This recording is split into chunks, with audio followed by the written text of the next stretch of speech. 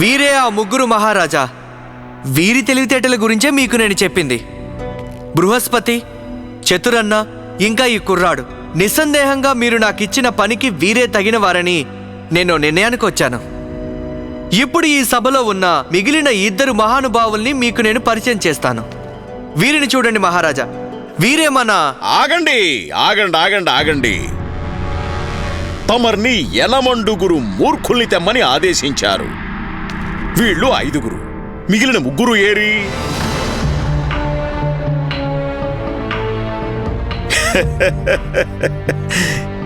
ఈ సలహాదారు మహాశయుని లెక్క సరిగ్గా లేదు. లేదా మిగిలిన 3 మూర్ఖుల్ని వెతకడంలో పూర్తిగా విఫలమయ్యారు మీరు. లేదా ఇంకొందరు మూర్ఖులు మీకు కనిపించినా సరే. అర్థమైందిగా? మీరు చూసి ఉన్నా కావాలనే మీరు వదిలేశారు. కారణం ఏమిటంటే బహుశా మీ సంస్కారం అందుకు అనుమతించలేదేమో. ఎందుకు? ఒకవేళ మీ కర్తవ్యాన్ని మీరు సంస్కారానికి బలి చేయలేదు కదా సలహాదారు మహాశయ? లేదాచార్య, అది నిజం కాదు. అలాంటిది జరగలేదు. నేను మహారాజు గారి ఆదేశాన్ని తూచా తప్పకుండా పాటించాను. మొత్తం ఎనమండగురిని గుర్తించాను నేను. అయితే మిగిలిన వాళ్ళు ఎక్కడున్నారట చెప్పండి. ఆగండి ఆచార్య, ఆగండి. వారిని కూడా ఇప్పుడే ఇక్కడే మీకు పరిచయం చేస్తాను. మీరు నాకు కాస్త వ్యవధి ఇవ్వండి. ఈలోగా మిగిలిన ఈ ఇద్దరు మహాశయులు పరిచయం పూర్తి కానివ్వండి. పండిత రామకృష్ణ, మీరు కానివ్వండి. త్వరగా ఈ విషయాన్ని పూర్తి చేయండి. చిత్తం మహారాజా.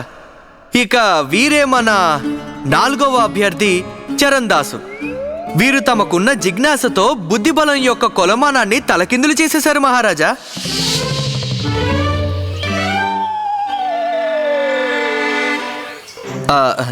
ఏమైందయ్యా, ఇలా తలకిందులుగా నిల్చున్నారెందుకు? ఈరోజు పొద్దున్నే తలనొప్పి వచ్చిందండి. వైద్యుడి దగ్గరికి వెళ్తే వారు నొప్పి నివారించి మందు ఇస్తూ అన్నారు. మందు సేవించిన తర్వాత ఆ మందు పనిచేయడానికి కాస్త సమయం పడుతుందని నేను బుద్ధికి పని చెప్పానండి. ఇలా ఇక్కడికి వచ్చి శీర్షాసనం వేశాను. దాంతో మందు శరీరంలోకి దిగకుండా తిన్నగా శిరస్సులోకి వెళ్తుంది కదా. ఇక నా తలనొప్పి త్వరగా నయమైపోతుంది. ఇదే కదండి బుద్ధిమంతుల లక్షణం.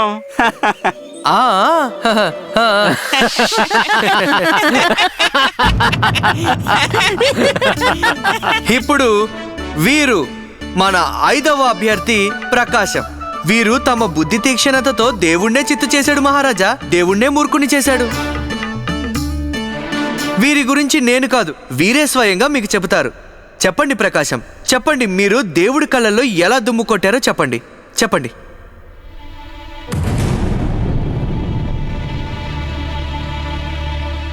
అరే, సందేహించకండి మిత్రమా. మీ చాతుర్యం గురించి అందరికీ చెప్పండి. సభలోని వారంతా తెలుసుకోవాలి కదా. మీరసలు ఏ విధంగా ఆ దేవుడి కళ్ళల్లో దుమ్ము కొట్టారో చెప్పండి. చెప్పండి ప్రకాశం. మహారాజా, నా పేరు ప్రకాశం కాదు. నేను అబద్ధం చెప్పాను మీతో. మాకు తెలుసు మహారాజా. వీరు మాకు రాజపురం గోష్ఠిలో కనిపించారు. అప్పుడు తమ పేరు అత్తాచార్య అని చెప్పారు. అప్పుడు అబద్ధమే చెప్పాను. మీరంటే నాకు అభిమానం, అందుకే నా పేరు అత్తాచార్య అని చెప్పాను.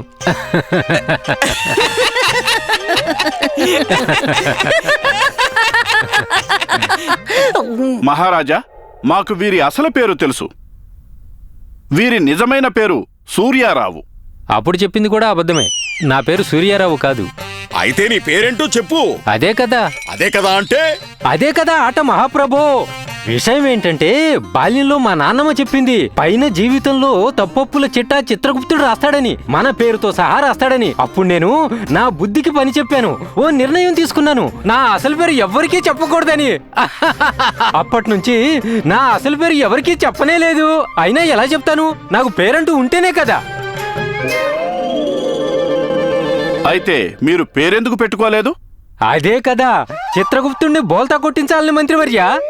మరి నాకు పేరే లేదంటే చిత్రగుప్తుడు ఏ పేరున నా మృత్యు రాస్తాడు? యమదూతలు ఏ పేరున నా ప్రాణాలు తీయడానికి వస్తారు? అంటే నేను మృత్యువును తప్పించుకున్నాను. నేను మృత్యువును బోల్తా కొట్టించాను. నేను దేవుణ్ణి కూడా మూర్ఖుని చేసేశాను.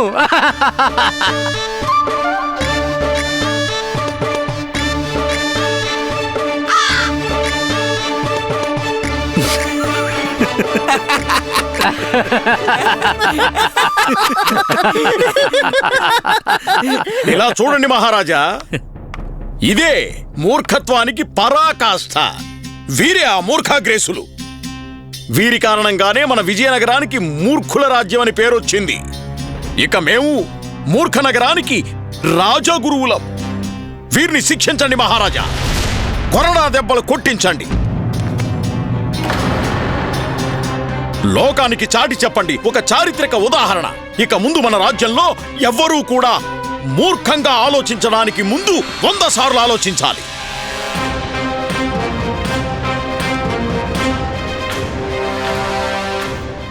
ఏమిటి విచిత్ర పరిస్థితి?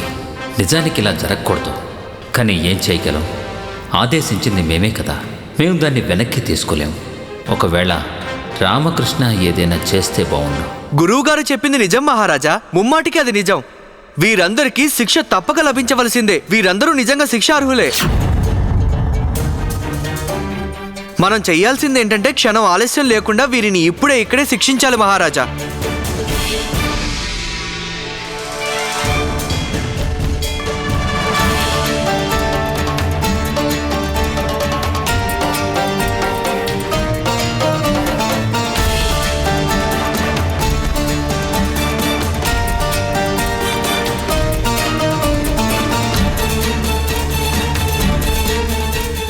అప్పాజీ, మహారాజా, శిక్షా కార్యక్రమం ఆరంభించండి.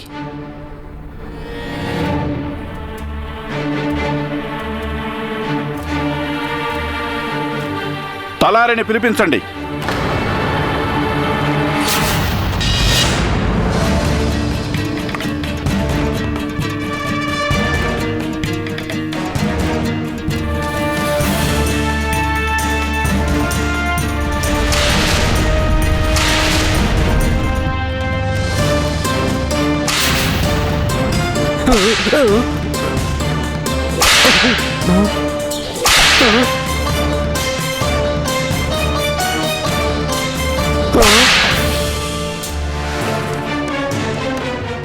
ఆగండి.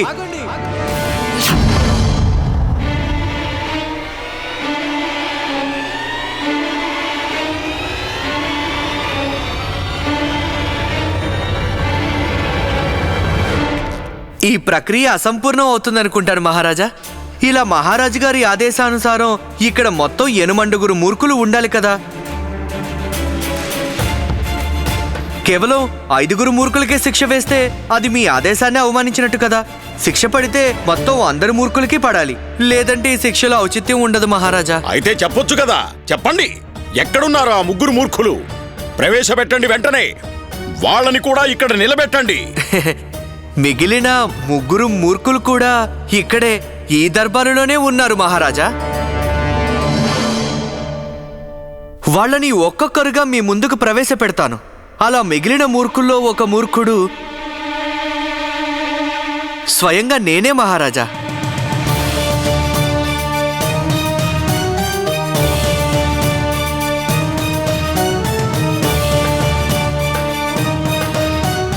అవును మహారాజా, మీరు శిక్షించవలసిన 8 మూర్ఖుల్లో 6వ మూర్ఖుణ్ణి నేనే. నేను వీరిలో ఒకరిని. రాయలవారి రాజదర్బార్లో విశిష్ట సలహాదారు అనే బాధ్యతాయుతమైన పదవిలో ఉన్నప్పటికీ మూర్ఖుల్ని వెతకడం అనే మూర్ఖపు పని చేస్తున్నానంటే నాకంటే పెద్ద మూర్ఖుడు ఇంకెవరుంటారు మహారాజా? నిస్సందేహంగా 6వ మూర్ఖుణ్ణి నేనే. నాకు కూడా శిక్ష పడాల్సిందే. అయితే 7వ మూర్ఖుడు?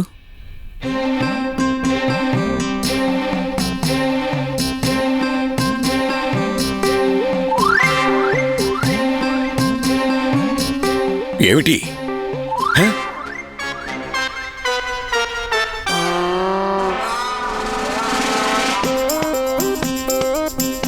ఎవరు? మా శిష్యులు ధనిమణిలా? మిగిలిన 2 వీళ్ళ? రాజగురువు తాతాచార్యుల శిష్యులు నీకు మూర్ఖుల్లా కనిపిస్తున్నారా? దానికి అర్థం తెలిసే మాట్లాడుతున్నావా? వీళ్ళని మూర్ఖులు అన్నావంటే అర్థం మేము మూర్ఖులమనేగా. మిమ్మల్నే అంటున్నాను గురువర్యా.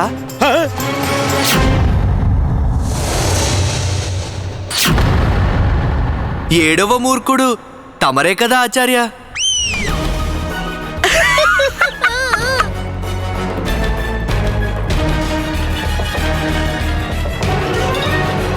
చూస్తున్నారా మహారాజా? ఇతను మమ్మల్ని మూర్ఖుడంటున్నాడు. మమ్మల్ని, సుప్రసిద్ధ పండితుడు తాతాచార్యుల్ని, రాజగురువు, కులగురువు తాతాచార్యుల్నే మూర్ఖుడంటున్నాడు మహారాజా. ఇతను సమస్త శాస్త్ర వేద పురాణాలు కంఠస్థం చేసిన విద్వాంసుడు, మహాపండితుడు తాతాచార్యునే మూర్ఖుడంటున్నాడు మహారాజా. రాజగురువు వంటి ప్రతిష్టాత్మకమైన అత్యున్నత పదవిలో ఉండి కూడా ఇలాంటి మూర్ఖపు పనిని మీరు సమర్థించారు ఆచార్య. దీన్ని నివారించి సరైన మార్గం చూపడానికి బదులు దీన్ని ప్రోత్సహించారు. 100 కొరడా దెబ్బలు కొట్టాలనే పెద్ద శిక్ష వేయాలని సలహా కూడా ఇచ్చారు. దీన్ని మీ మూర్ఖత్వం కాక ఇంకేమనాలి ఆచార్య?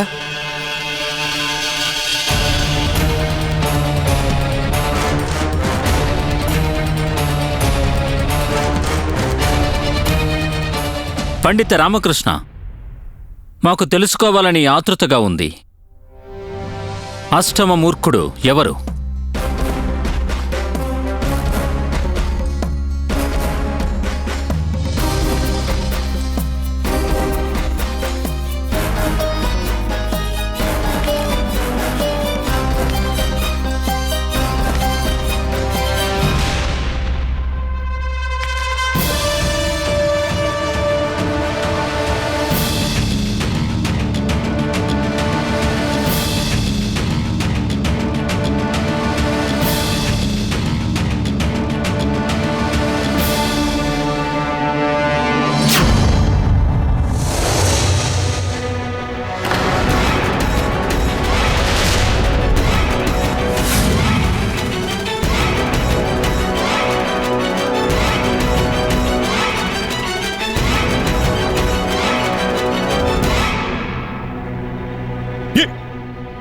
ఈ పండితుడు పిచ్చివాడయ్యాడు.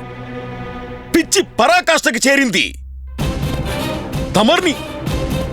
తమర్ని మూర్ఖులంటున్నారు మహారాజా. మహాబలి సామ్రాట్టు కృష్ణదేవరాయల వారిని మూర్ఖులంటున్నాడు ఈ నికృష్ట పండితుడు అని మీరంటున్నారు ఆచార్య. మేమెప్పుడన్నావు? ఇప్పుడేగా మీరు మహారాజును మూర్ఖులు అన్నారు. ఆ మాట నువ్వన్నావని మేమన్నావు. నేనెప్పుడన్నాను? ఇప్పుడే కదా అన్నావు. ఏమన్నాను? అనలేదు, కానీ అనాలనే అనుకున్నావు కదా మహారాజు మూర్ఖులని. నేను అలా అనలేదు ఆచార్య. నేను కేవలం మహారాజు గారి ప్రశ్నలకి జవాబిచ్చాను. నువ్వన్న దానికి అర్థం ఏమిటి? మహారాజు మూర్ఖులనేగా. అయ్యో, మీరు 4గోసారి మహారాజు గారిని మూర్ఖులు అన్నారు మహాప్రభు. ఆపండి పండిత రామకృష్ణ. బహుశా మీరు మర్చినట్టున్నారు ఎవరి సమక్షంలో నిల్చొని ఎవరి గురించి మీరు మాట్లాడుతున్నారో.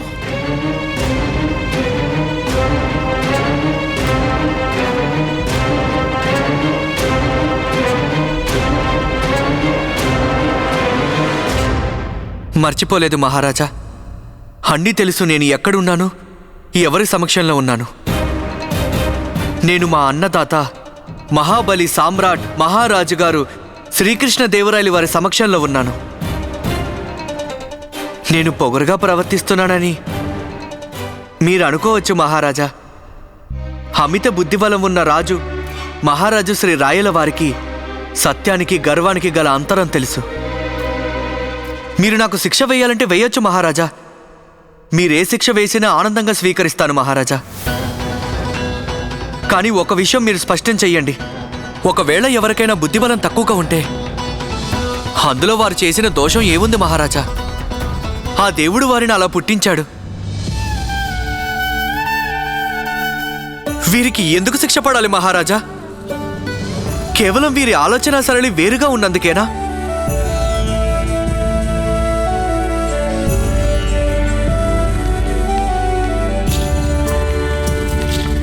ఈ పిల్లాన్ని 1 ఏమవుతుందని అడిగాను.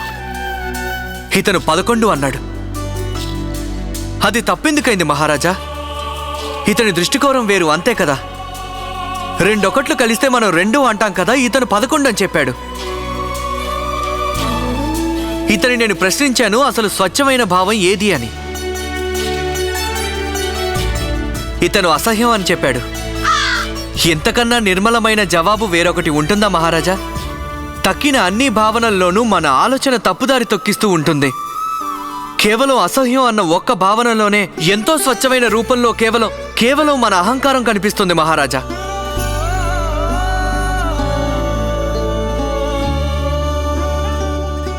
తరువాత మన రాజెవరని ఇతన్ని చెప్పమన్నాను.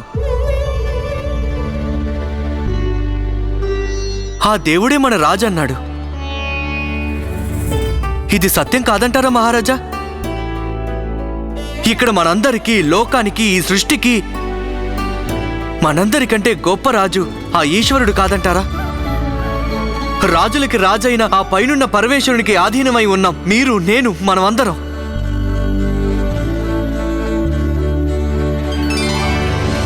ఈ పిల్లవాడు మొత్తం రాత్రంతా మంచినీళ్ల చెంబుతో వాళ్ళమ్మ తల దగ్గరే నిల్చునున్నాడు.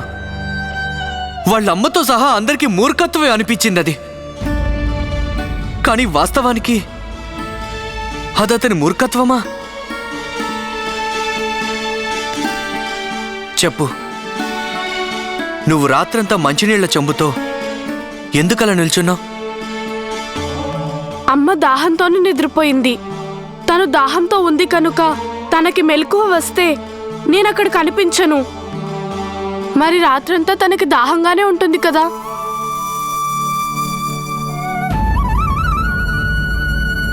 ఒక కొడుక్కి వాళ్ళమ్మ పట్ల ఉన్న అచంచల ప్రేమ ఇది. మూర్ఖులు ఎవరు మహారాజా? ఈ పిల్లాడా లేక మనమా? వీణ్ణి మూర్ఖుడు అనగలవా? వీడు ఆ భగవంతుడి అంశ మహారాజా. ఇలాంటి వాళ్ల వల్లే భగవంతుడు ఉన్నాడన్న నమ్మకం మనకు కలుగుతుంది.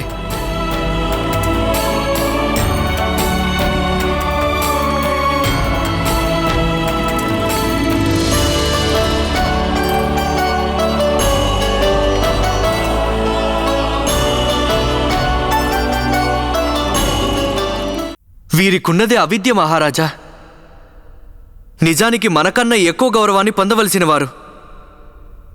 ఎందుకంటే వీరు ఎవరిని వంచలేరు, ఎవరికి ఏ హాని తలపెట్టలేరు. ఎవరికైనా కీడు చేయాలన్న తలంపు కూడా వీరికి రానే రాదు మహారాజా. ఆ పనులన్నీ మన వంటి బుద్ధిబలం ఉన్నవారివి. మనం ఆలోచించి మరీ వంచన తలపెడుతుంటాం, దగా చేస్తుంటాం, విశ్వాసఘాతకంగా ఉంటాం. మీరు వీరికివ్వవలసింది శిక్ష కాదు మహారాజా, శిక్షణ. మిమ్మల్ని వినమ్రంగా కోరుతున్నాను మహారాజా, వీరిని శిక్షించకుండా వీరికి శిక్షణ ఇప్పించండి.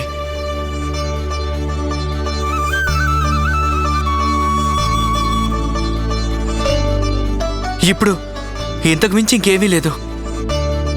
మరి మహారాజా, మీరు ఉచితం అనుకుంటే నాకు ఏ శిక్ష అయినా వేయండి.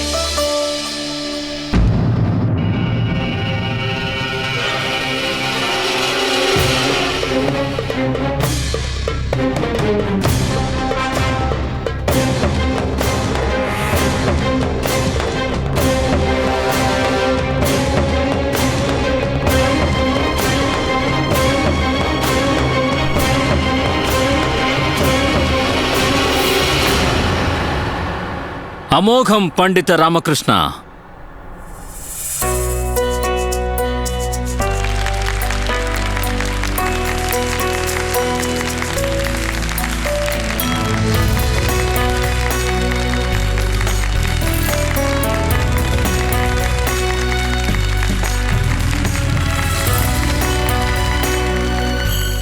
అద్భుతం. ఈరోజు అతిథులు మన మహల్కి విచ్చేసి ఉన్నారు. వీరిని సాదర సత్కారాలతో వెంటనే విడుదల చేస్తున్నాం.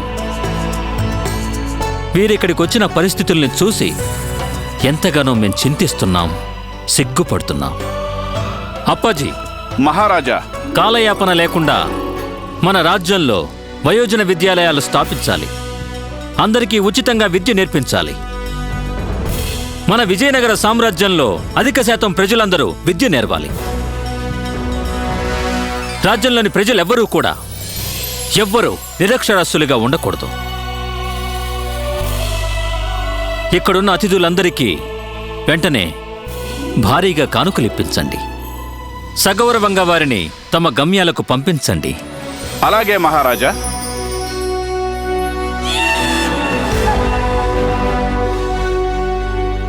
పండిత రామకృష్ణ,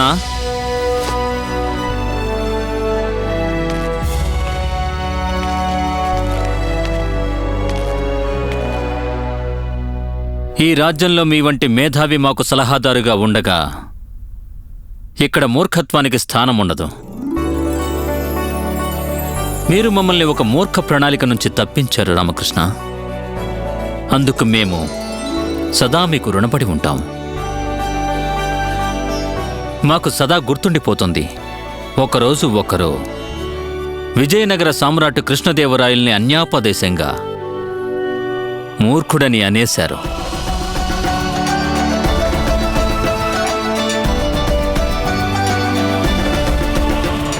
మహారాజు శ్రీకృష్ణదేవరాయల వారికి మహారాజు శ్రీకృష్ణదేవరాయల వారికి మహారాజు శ్రీకృష్ణదేవరాయల వారికి మహారాజు శ్రీకృష్ణదేవరాయల వారికి మహారాజు శ్రీకృష్ణదేవరాయల వారికి